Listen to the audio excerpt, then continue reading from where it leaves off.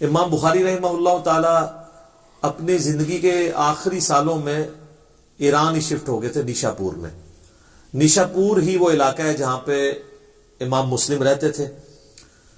250 ہجری 250 ہجری میں امام بخاری وہاں پہ چلے گئے تھے۔ وہیں پہ امام مسلم ان کے حلقہ ارادت میں شامل ہو گئے اسٹوڈنٹ کے طور پہ۔ اس وقت تک ظاہر امام بخاری لکھ چکے تھے، تو یہ بخاری لکھوایا کرتے تھے اپنے اسٹوڈنٹس کو۔ اب اللہ کی طرف سے تقدیر غالب آئی کہ وہاں پہ ایک اور بڑے محدث تھے، امام محمد بن یحییٰ الذہلی، المتوفی 253 ہجری 253 ہجری میں فوت ہوئے۔ وہ امام بخاری المتوفی 256 ہجری اور امام مسلم المتوفی 261 ہجری کے مشترکہ استاد تھے۔ انہوں نے ہی سرنی ارینج کی جب امام بخاری آئے کہ جی ان کو ویلکم کہا جائے۔ اس وقت یہ ہوتا تھا جب محدث آتے تھے لوگ پھر ان سے حدیثیں سنتے تھے، جس طرح آج کل کو بڑا سنگر آتا ہے تو پوری پبلک اکٹھی ہوتی ہے۔ اچھا، اور امام زولی نے اپنے شاگردوں کو سختی سے منع کیا کہ آپ نے امام بخاری سے خلق قرآن کا مسئلہ نہیں ڈسکس کرنا۔ اچھا، یہ جو میں واقعہ کو بتا رہا ہوں یہ تمام اسماء و رجال کی کتابوں میں تواتر سے نقل ہوا ہے۔ اسماء و رجال کے حوالے سے بھی لوگ پوچھتے رہتے ہیں، یعنی یہ جو حدیث کے راوی ہیں ان کے حالات زندگی، اس علم کو جو ڈیوائز کیا گیا اسماء الرجال، رجال رجل مرد کو کہتے ہیں، اسماء ان کے نام۔ اس میں امام ابن حجر اسقلانی کی کتاب ہے التہذیب التہذیب، ابن حجر اسقلانی المتوفی 852 ہجری، اور ان سے بھی پہلے امام ذہبی المتوفی 748 ہجری، ان کی کتاب ہے سیر اعلام النبلاء۔ ان دونوں میں یہ واقعہ موجود ہے جو میں واقعہ آپ کو بیان کر رہا ہوں۔ اب اللہ کرنا یہ ہوا کہ اب ظاہر شرارتی لوگ تو موجود ہوتے ہیں، جس طرح یہاں کے لوگ جدید کا مسئلہ چھیڑ ہی لیتے ہیں، ٹھیک ہے۔ انہوں نے وہ انگلش میں محاورہ بھی ہے، forbidden fruits are always sweet, منع کیے گئے پھل ہمیشہ میٹھے ہوتے ہیں۔ خلق قرآن کا مسئلہ کسی نے پوچھ لیا کہ بتائیں کہ قرآن مخلوق ہے یا غیر مخلوق؟ تو امام بخاری نے کہا کہ اللہ کا کلام جو ہے وہ غیر مخلوق ہے، چونکہ کلام متکلم کی صفت ہوتا ہے تو قرآن اللہ کی صفت ہے، تو یہ ظاہر غیر مخلوق ہے۔ اب یہاں تک تو اتفاق ہے سب کا۔ اس کے آگے دو سکول آف تھاٹ تھے۔ ایک سکول آف تھاٹ یہ تھا، یہ جو ہمارے ہاتھ میں مصحف ہے نا، اور یہ پیجز کے اوپر جو لکھی ہوئی انک ہے اور یہ جو الفاظ ہے، یہ چونکہ کاتب لکھتا ہے لہذا یہ تو مخلوق ہے، اور یہ لاجیکل بھی ہے، یہ میرے ہاتھ کی کریشن ہے، یا پرنٹنگ پریس پہ کچھ چھاپتا ہے تو اس کی کریشن ہے۔ قرآن کے جو الفاظ لکھے گئے، یہ لکھے ہوئے الفاظ یہ ہے تو مخلوق ہے، کیونکہ ظاہر انک سے لکھے گئے، لیکن جو چیز لکھی گئی ہے وہ خود غیر مخلوق ہے۔ اب یہاں پہ آگے اختلاف ہے۔ لاجیکل بات تو یہ ہے کہ یہ جو مصحف ہے ہمارے ہاتھ کے اندر، یہ انسان نے اس کو لکھا ہے، تو یہ ہے تو غیر مخلوق چیز لکھی گئی ہے، لیکن یہ لکھنے کے بعد تو ابھی مخلوق کی فارم میں ہے نا، تبھی تو ڈسٹرائے بھی ہو جاتی ہے۔ اگر یہ غیر مخلوق ہو تو یہ ڈسٹرائے نہ ہو سکے۔ اب یہ قرآن کو اگر کوئی معاذ اللہ توہین کرتا ہے، یا کوئی پرانے اوراق جس طرح حضرت عثمان نے جلوا دیے تھے، صحیح بخاری میں آتا ہے، تو وہ تو پھر اگر غیر مخلوق اس کو مانے تو پھر تو جلنا ہی نہیں چاہیے تھا۔ تو امام بخاری سے انہوں نے کہا کہ یہ بتائیں، یہ یعنی وہ ڈیڑی وچ اتھل والی گل سی، انہوں نے کہا کہ یہ تو ظاہر امام بخاری نے اب اپنا موقف تو بیان کرنا تھا۔ انہوں نے کہا کہ یہ تو مخلوق ہے۔ انہوں نے کہا جی اور امام بخاری نے مخلوق کہتا ہے، جی اے دیکھ لو، اے گمراہ ہے بندہ۔ اب وہ پورا مجمع ظاہر ہے امام بخاری کے خلاف ہو گیا، حتیٰ کہ ان کو وہ شہر، حالانکہ وہ اس نیت سے گئے تھے کہ میں باقی زندگی وہیں پہ گزارنی ہے۔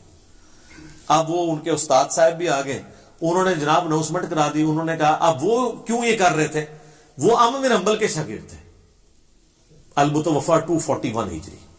چونکہ امام بن حنبل نے مارے کھائی ہوئی تھی خلق قرآن کے مسئلے میں، خلیفہ عباسی معتصم باللہ کی۔ اب جو بندہ قربانیاں دیتا ہے نا، تو اس کے ساتھ جو لوگ وابستہ ہوتے ہیں نا، ان کی عقیدت بھی آخری درجے کی ہوتی ہے۔ وہ کوئی غلط بات بھی کرے نا تو وہ اس کو بھی اون کرتے، کہتے ہیں جی اتنی ان کی قربانیاں ہیں دین کے لیے، جیسے کہتے ہیں نا جناب، جس طرح ہم جب کوئی پرائم منسٹر کی غلطی ہائی لائٹ کرتے ہیں، وہ کہتے ہیں نہیں بندہ ایماندار ہے۔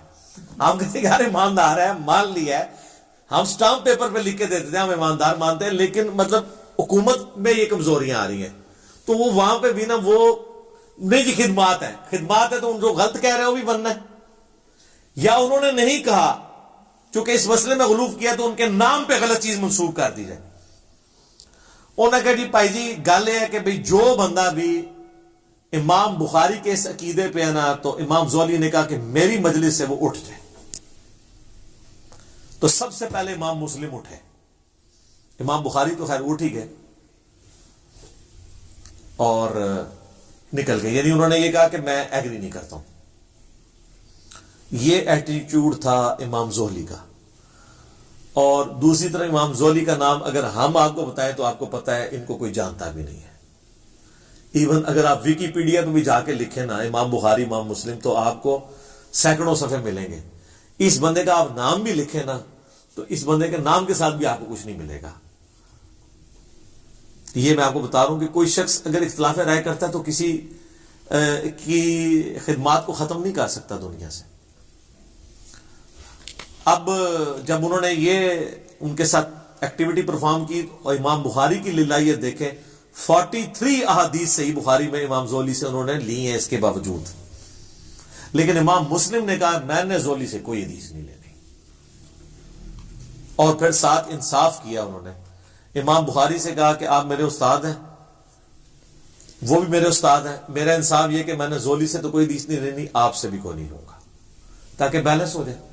لیکن امام بخاری کی للہیت دیکھیں، انہوں نے اپنے اسی استاد سے 43 احادیث صحیح بخاری میں لی ہیں، اگرچہ کہ اس استاد کی وجہ سے امام بخاری کو زندگی میں پھر سکون نہیں ملا۔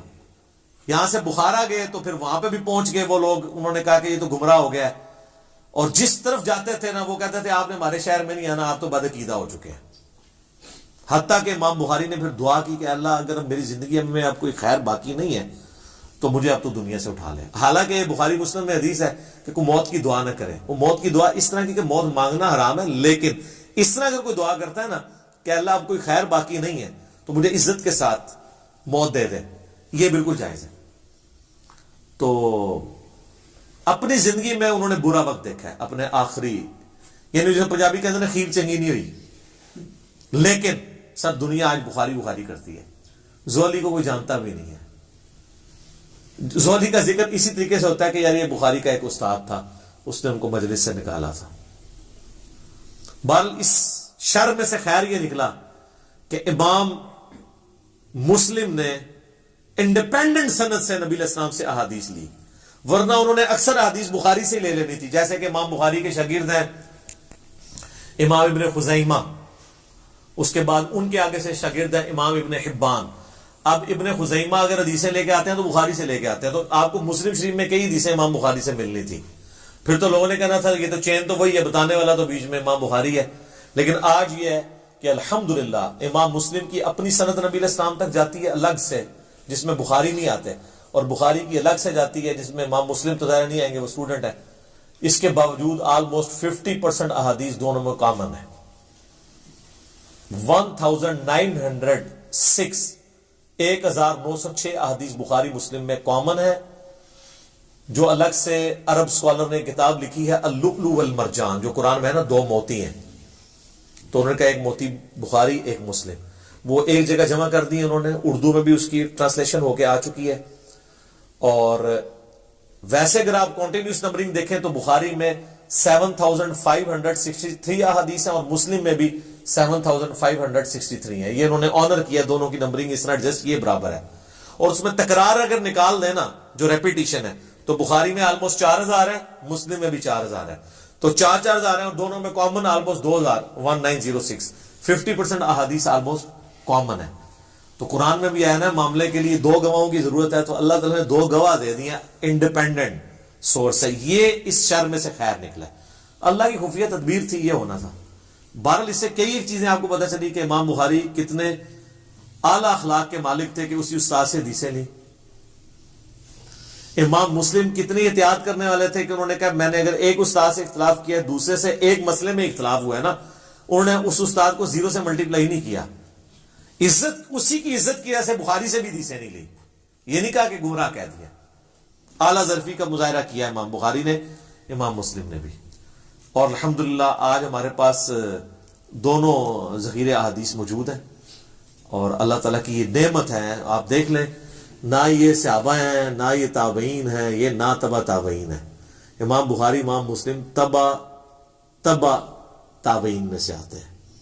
لیکن اللہ نے عزت شہرت ایسی دی ہے کہ دنیا کا ہر مسلمان، ایٹ لیسٹ سنی مسلمان، دنیا میں 80% زیادہ سنی ہے، ایون شیعہ بھی جانتے ہیں کہ یہ کتاب ہے. قرآن کے بعد افضل ترین دو کتابیں بخاری اور مسلم ہیں. اور یہ چیز ہے کہ آپ اپنی لیگیسی چھوڑ سکتے ہیں. آپ صحابی نہیں بھی ہیں، اگر آپ دین کے لیے تڑپ شو کرتے ہیں، اللہ تعالیٰ آپ کو اٹھا سکتا ہے. اور آج دیکھیں ان کا نام زندہ ہے.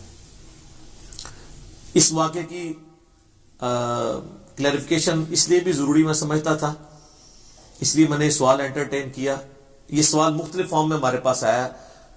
عموماً حنفیوں کی طرف سے یہ سوال کیا جاتا ہے کہ جب ہم ان کو کہتے ہیں کہ ہماری اہل سنت کی مین سٹریم کی ان 6 کتابوں میں، جن میں 2 صحیح ہیں نا، بخاری اور مسلم، اور باقی 4 سنن اربع، جن میں 80% صحیح حدیث ہیں اور 20% ضعیف ہیں، کچھ موضوع بھی ہیں، تو یہ آلموسٹ ملا کے 27,000 کے قریب احادیث بنتی ہیں اسناد کے اعتبار سے. ویسے تو آپ کریں گے تو 6-7 ہزار ہی بنے گی ساروں کی، اگر اسکروٹنگ کر لیں گے، اس سے زیادہ نہیں بنتی. کیونکہ جو بخاری میں آ رہی ہے، مسلم میں بھی ہے، ابو داؤد میں بھی ہے، ترمذی میں بھی ہے، ابن ماجہ میں ہے. کسی ایک حدیث میں بھی امام بخاری، امام مسلم ہوں، امام ترمذی ہوں، ابو داؤد ہوں، نسائی ہوں، ابن ماجہ ہوں، انہوں نے امام حنیفہ سے کوئی حدیث نہیں لی ہے. یہ کہتے ہیں نا امام حنیفہ ان سے بھی پہلے تھے. تو بخاری میں امام مالک کی حدیثیں ہیں، احمد بن حنبل کی ہیں، تو ان کی کیوں نہیں ہے؟ اس لیے کہ محدثین کے ہاں امام حنیفہ رحمہ اللہ کو حدیث کی فیلڈ میں ضعیف مانا جاتا تھا، فقیہ وہ بہت بڑے تھے. یہ ان کا کوئی عیب نہیں ہے، ایک فیلڈ میں ہو سکتا ہے بندہ اوپر ہو، دوسرے میں نیچے ہو. مسئلہ 197 میرا ریکارڈڈ ہے. تو وہ کہتے ہیں جی پھر تو اگر یہ رول مانا جائے تو امام مسلم بھی تو بخاری کے شاگرد ہیں، انہوں نے بھی تو کوئی نہیں نہ لی. یہ ڈاکٹر طارق قادری صاحب نا ایک ویڈیو میں کہہ رہے تھے، تو وہ نہیں لی. اس کے پیچھے تو یہ ریزن ہے کہ انہوں نے اس وجہ سے نہیں لی ہے. یہ نہیں ہے کہ وہ امام بخاری کو گمراہ سمجھتے تھے یا امام بخاری کو ضعیف سمجھتے تھے، ایسا تو نہیں تھا. اچھا، پھر انہوں نے خود اس میں تھوڑا سا اس حوالے سے بھی کلیئر کیا کہ جی وہ اصل میں امام بخاری کا موقف یہ ہے کہ جس کا عقیدہ جو ہے نا وہ یہ ہے نا کہ ایمان کم اور زیادہ نہیں ہوتا، تو امام بخاری اس عقیدے کو غلط سمجھتے تھے. احادیث کی روشنی سے بھی ظاہر ہے یہ غلط ہے، ایمان کم زیادہ ہوتا ہے. تو اس لیے امام بخاری ان کے عقیدے کو صحیح نہیں سمجھتے تھے امام حنیفہ کے، اس لیے ان سے حدیث نہیں لی ہے. یہ اب ان کو بات پتہ ہے، انہوں نے بیان بھی کی. اور ساتھ اینالوجی یہ بنائی کہ امام بخاری سے بھی تو مسلم نے بھی تو کوئی نہ لی، اور پیچھے یہ ریزن تھی. یہ دونوں ریزنوں میں زمین آسمان کا فرق ہے. وہاں پہ وہ عقیدے کو غلط سمجھتے ہوئے، اور یہاں 2 استادوں کے اختلاف میں پارٹی نہ بنتے ہوئے انہوں نے یہ کیا ہے. یہ 2 چیزوں کو مکس نہیں کرنا چاہیے. اور میں یہاں پہ یہ بھی کلیئر کر دوں، وہ کہتے ہیں جی وہ امام مسلم کو 3 لاکھ حدیثیں یاد تھی، تو اس میں تو صرف انہوں نے لیے 7563، اور تکرار بھی ختم کریں تو 4000 ہے. تکرار ختم کر کے کنٹینیوس نمبرنگ کو توڑ کے فواد عبد الباقی نے ایک دوسری نمبرنگ بھی کی ہے جس میں 3033 حدیثیں ہیں. یعنی ایک صحابی سے اگر ایک حدیث ہے اور دوسرے سے بھی اسی سے ملتے جلتے ہیں تو 5-6 جس پہلی 6 حدیثیں صرف یہی ہیں کہ جس نے میری طرف جھوٹ منسوب کیا اپنا مقام دوزخ میں دیکھ لے. اس نمبرنگ میں اس کو ایک ہی نمبر دیا انہوں نے. حضرت علی سے بھی ہے، حضرت ابو ہریرہ سے بھی، حضرت انس بن مالک سے بھی، حضرت مغیرہ بن شعبہ سے بھی، حضرت جابر بن عبداللہ سے بھی، حضرت جو ہے وہ عبداللہ ابن عباس سے بھی. لیکن کانٹینیوس نمبرنگ میں یہ 6 نمبر چلے گئے. ڈسکنٹینیوس میں جو فواد عبد الباقی نے کی ہے وہ انہوں نے اس کو ایک ہی نمبر دیا ہے. اس وجہ سے وہ نمبرنگ کا اختلاف. اسلام 360 میں ہم نے بہرحال کانٹینیوس نمبرنگ ڈلوا دی ہوئی ہے بہت پہلے، میں نے کہا کہ تاکہ آسانی ہو جائے. اور میں ضمناً بتا دوں بخاری شریف کے جو چیپٹرز مسنگ تھے نا وہ بھی ڈال دیے انہوں نے. آپ چیک کر سکتے ہیں. اب رمضان آنے والا ہے نا، تو آپ نے جا کے بخاری شریف میں نے بتایا تھا 692 نمبر حدیث کی ہیڈنگ میں امام بخاری نے لکھا ہے کہ سیدہ عائشہ کا غلام تھا زکوان، جو مصحف ہاتھ میں پکڑ کے انہیں قیام اللیل کرواتا تھا. اور اس کی پوری سند جو ہے وہ سنن کبریٰ البیہقی میں اور مصنف عبدالرزاق میں ہے. تو پہلے جب میں بتاتا تھا اسلام 360 میں 692 کی ہیڈنگ میں جائیں گے، ہیڈنگ میں غائب تھا، وہ ہیڈنگ انہوں نے ڈالی نہیں تھی، وہ اب ٹائپ کر کے ڈلوا دیا انہوں نے، یہ مسئلہ حل ہو گیا۔ میری زاہد بھائی سے پچھلے ویک بات ہوئی تھی، میں نے ان کو کہا یہ مسئلہ بنا ہے، تو کہتے ہیں میں نے کروا دیا ہوا ہے، کیونکہ لوگ اس کو نیگیٹولی دیکھ رہے تھے کہ انہوں نے بخاری میں سے چیزیں نکال دی ہیں۔ تو میں نے کہا وہ کسی درجے تک ٹھیک ہی دیکھ رہے تھے، آپ نے کیوں نکالی ہے اس طرح؟ اگرچہ آپ نے، وہ کہتے ہیں میں تو ہیڈنگ سمجھ رہا تھا کیونکہ اس کی نمبرنگ نہیں تھی، لیکن میں نے کہا امام بخاری کا فارم ہے، وہ تو آپ نے بتانا ہے۔ تو یہ کہتے ہیں 3 لاکھ حدیثیں، وہ 3 لاکھ اسناد ہیں یار۔ قرآن کی آیات آلموسٹ 6,500 ہیں، 6,666 نہیں ہے سر، وہ بھی کہانی چاہے نہ۔ تو حدیثیں کیسے 3 لاکھ 6 لاکھ ہو سکتی ہیں نبی علیہ السلام کی زندگی میں؟ آپ کی عمر نو تھی کہ آپ نے 6 لاکھ حدیثیں بیان کرنی تھی؟ ٹوٹل احادیث جو ہے نا نبی علیہ السلام کی 10,000 سے زیادہ نہیں ہے، ساری کتابوں کی بھی جمع کر لیں۔ ویسے تو آپ کہیں گے 27,000 تو ادھر پڑھی ہوئی ہے، اور مشکات کی بھی 6,000 ڈال لیں، تو مشکات میں بھی اسی میں سے ہی ہے نا۔ اگر یہ حدیث ہے کہ میری طرف جھوٹ منسوب کیا تو اپنا مقام دوزخ میں دیکھ لو، تو یہ بخاری میں بھی ہے، مسلم میں بھی ہے، ابو داؤد میں بھی ہے، ترمذی میں بھی ہے، نسائی میں بھی ہے، ابن ماجہ میں بھی ہے، اور مشکات میں بھی ہے۔ مشکات تو خیر اسی کے نوٹس ہیں۔ 7 جگہ پہ ایک حدیث ہے، تو اس کو 7 دفعہ تو نہیں گنا جائے گا، 1 دفعہ۔ اور اس ایک حدیث کے بھی امام بخاری کئی ایک طرق لے کے آئے بخاری میں، اور ہر ایک کو علیحدہ نمبر دیا گیا بعد میں۔ امام بخاری مسلم نے تو نمبرنگ نہیں کی تھی، نمبرنگ تو ابھی 40-50 سال پہلے ہوئی ہے سٹینڈرڈائز، تاکہ آسانی کے ساتھ ڈھونڈا جا سکے۔ تو اب وہ آپ یہ کہیں گے کہ جناب یہ 7 حدیثیں ہوگی، ایک ہے۔ اس کو آپ یوں سمجھیں کہ ایک صحابی نے نبی علیہ السلام سے حدیث سنی، اس نے 10 تابعین کو سکھائی، حدیث 1 اسناد 10، ہر تابعی نے 10 تبع تابعین کو سنائی، ایک حدیث 100 اسناد۔ اور امام بخاری امام مسلم تو آ رہے ہیں تبع تابعین میں، وہاں پہنچتے ہوئے ایک ایک حدیث کی 1000 اسناد ہیں، اگر ایک صحابی بھی ہو، اور اگر کئی صحابہ ہوں تو لاکھوں میں اسناد جائیں گی۔ انما الاعمال بالنیات کی 700 اسناد ہیں، حدیث تو ایک ہے۔ کہتے جی وہ لکھاں حدیث سنتے ہیں، انہوں نے نا تھوڑی جی وہ جڑیاں نہیں لئی ہیں وہ ساڑیاں سر، وہ آئی نہیں سنتے۔ اچھا دیکھیں جو چیز سامنے موجود ہے اس کو تو نہیں ماننا، جو انہوں نے نہیں لی وہ ماننی، وہ تسی لے ہی نہیں مانتے پہ ہو، تو جو انہوں نے نہیں لی ہوئی ہے وہ تو آپ نے ماننی نہیں تھی، ٹھیک ہے۔ تو یہ اسناد ہے میرے بھائی، یہ کوئی اس طریقے سے حدیثیں نہیں ہیں، سندیں ہیں، ان کی طرق ہیں اتنے زیادہ۔ حدیثیں 10,000 سے زیادہ نہیں بنتی، آلموسٹ بہت کھینچ تان کر لیں، ورنہ اگر آپ سے کوئی کہہ رہی 3 لاکھ مسلم کو یاد تھی، عام بن حنبل کو 6 لاکھ یاد تھی، اور سارے ملینز میں بنتی ہے، اس کی ٹائم کی کیلکولیشن کریں گے کس وقت نبی علیہ السلام یہ حدیثیں بیان کرتے تھے۔ قرآن تو آپ کے آخری وقت تک نازل ہوتا رہا، قرآن ہی بیان کرتے رہے، حدیثیں کس وقت بیان کی ہیں؟ اس کے لیے تو میں نے بتایا عمر نو چاہیے۔ یہ بہت بڑی مت، اور یہ جو میں دعویٰ کر رہا ہوں یہ میرا نہیں ہے، ابن حجر اسقلانی نے، بڑے بڑے محدثین نے اس کو ایز اے ٹاپک بنا کے لوگوں کو بتایا ہے کہ لوگ دھوکے میں مبتلا نہ ہوں کہ یہ اس طریقے سے نہیں ہے جس طریقے سے لوگ سمجھتے ہیں۔ تو یہ ایک واقعہ تھا، میں نے اس کے ساتھ کچھ جو کو ریلیٹڈ چیزیں تھیں جو اکثر سوالات لوگ کر رہے ہوتے ہیں، میں ساتھ ساتھ جو میرے دماغ میں آتا ہے نا میں بیان کر دیتا ہوں کہ کوئی چیز اس میں سے اسکپ نہ ہو جائے۔ ٹھیک ہو گیا جی؟